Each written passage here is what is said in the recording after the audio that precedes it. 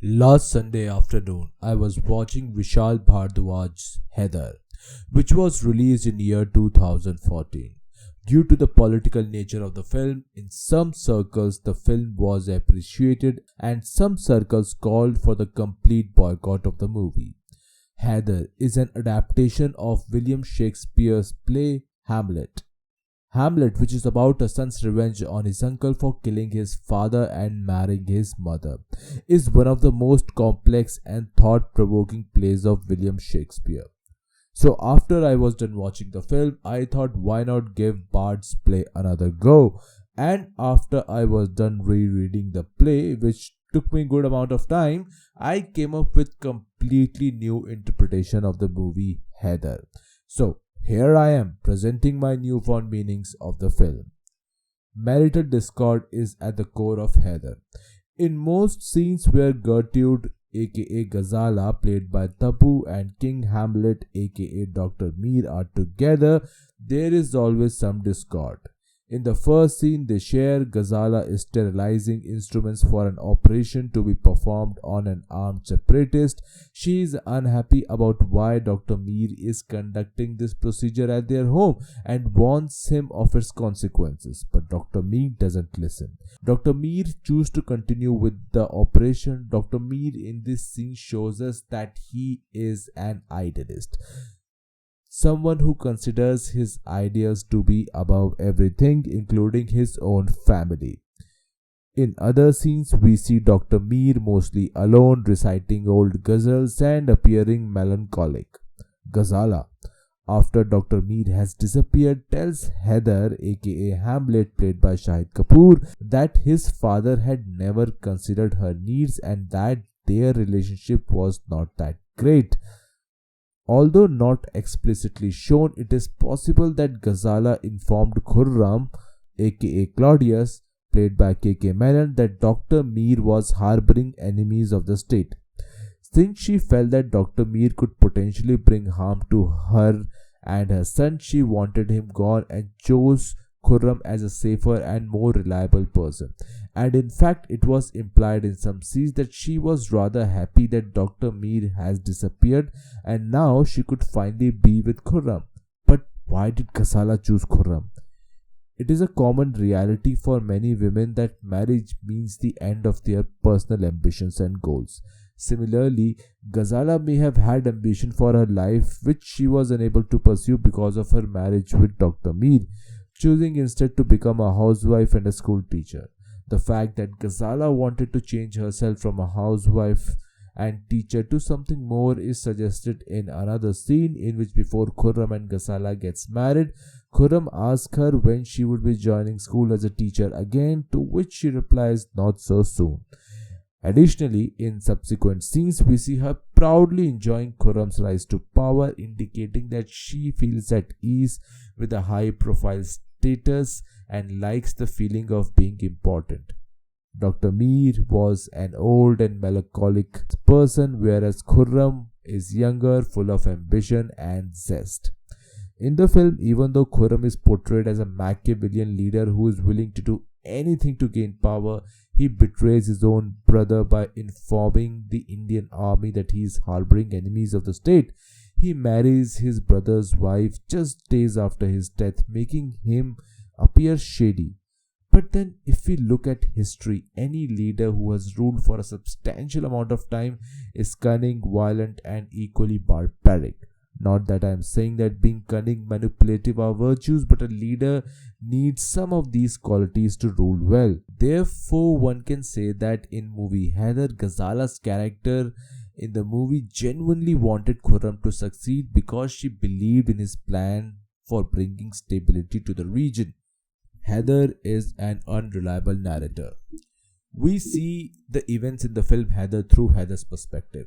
In the first scene, when Haider's house blows up, the scene transitions into a shot of Haider looking out of a window, indicating that we are witnessing the story from his point of view. And also the glass window represents that Haider's perspective is colored by certain ideological sensibilities. The film shows this contradiction between Haider's sensibility and the actual reality in many scenes. In the dance drama he performs at the Ghazala's and Khurram's wedding, he tries to expose Khurram of his crime, but instead of feeling guilt, Khurram's expression suggests that he's more hurt than guilty at Haidar's perception of him. Haidar also idealizes the relationship between his parents, Ghazala and Dr. Mir, believing it to be perfect, even though Ghazala repeatedly tells him that she was not happy in that relationship with his father. But Haidar was blinded by his love for his father. Haider is also a contrarian, as shown in the early scenes of the film. When he is asked what was his subject of thesis, he replies that the subject of his thesis is the revolutionary poets of British India. Through his thesis topic suggests a leftist inclination that questions the official narratives.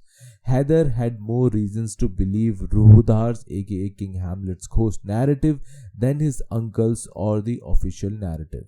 He didn't try to verify the truth, but he believed what Ruhudar told him because, being a leftist, he had more affinity for contrarian narratives. However, in both the play and the film, Haider questions his perspective and sanity. The famous monologue "To Be or Not to Be" and its adaptation in the film as "Main rahun ki na rahun, main hoon ki ya nahi" shows Haider questioning his perception of the world and whether his belief about the murder of his father is true or not. There are several instances in the film where Haider is shown losing his sanity and failing to ground himself in reality. Even in the end, when he had the opportunity, he didn't kill Khurram because he still had doubts about his version of the story. Haider is portrayed as an unstable character in the film. In a fit of anger, he kills Arshiya's father and brother, ultimately leading to Arshiya suicide, his love interest. Haider felt uncertain about truth, which made him question himself repeatedly, eventually to the point of losing his mind. In the original play, Hamlet talks to a ghost, and it raises the question of whether we can really trust a character who talks to a ghost. Therefore, Haider's perspective is subjective and unreliable, mirroring the character's own doubts and mental state. Haider and Hamlet both revolve around the themes of succession. Shakespeare plays including Hamlet and Macbeth explore the dangers of unbridled ambition and the potential destruction caused by such ambitions. Written during the Elizabethan era, these plays address the fears of regicide, which means killing the king. These plays aim to discourage political power seeking and ambition. In both Macbeth and Hamlet, King Duncan and King Hamlet are depicted as old kings making poor decisions, showing biases in selecting the right successor. In the closest kin to humans, chimpanzees, with whom we share 98% of our DNA, the alpha, the strongest chimpanzee, is replaced by the next strongest chimp when weakened. Similarly, Macbeth and Claudius are portrayed as better, younger, and more capable leaders than those they replace. The natural succession from Duncan to Macbeth and from King Hamlet to Claudius is turned into a scandal and criminal acts in Shakespeare plays. In the climax of Haider, the character may have had an Oedipus complex, but fundamentally he understood that in the natural world, the old is often replaced by the new, and the weak is most often defeated by the strong. Shakespeare's plays conveyed a message contrary to this natural order, instilling fear of regicide in both the ruling classes and the individuals aspiring for power.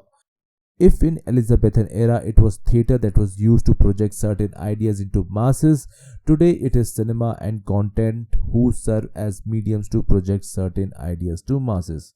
So, what kind of ideas does the film Haider project into masses, and which kind of politics does it serve? I'll leave these questions for my audiences to answer. Anyways, thanks for watching guys. Bye bye.